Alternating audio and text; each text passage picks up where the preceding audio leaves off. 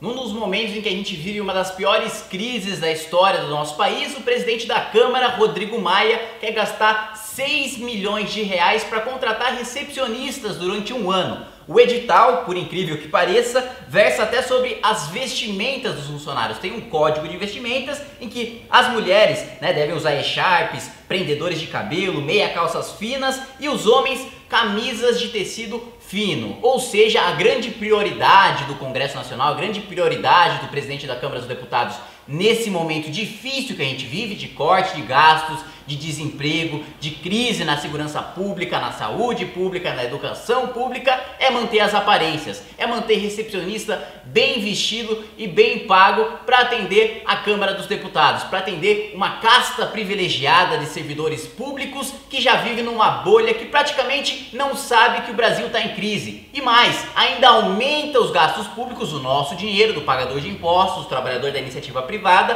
para gastar com mais privilégios e mais desperdício ainda. Então parece que toda a casta, toda a corte que vive em Brasília ainda não entendeu que o resto do país vive uma crise econômica.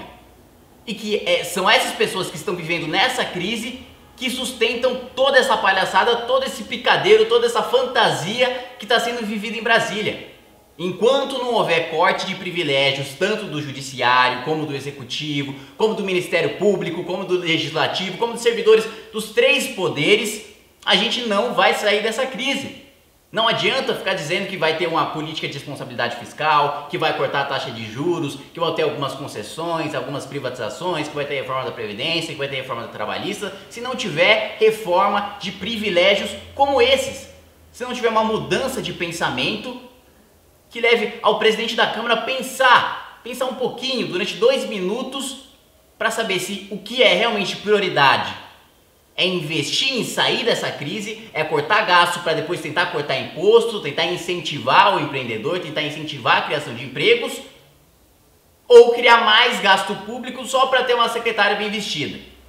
Então, está na hora da gente, mais do que nunca, exigir que o Congresso Nacional tenha prioridades claras e que, além das reformas importantes para a economia que estão sendo debatidas agora, como a trabalhista, a previdenciária e a tributária, se discuta também uma reforma de privilégios.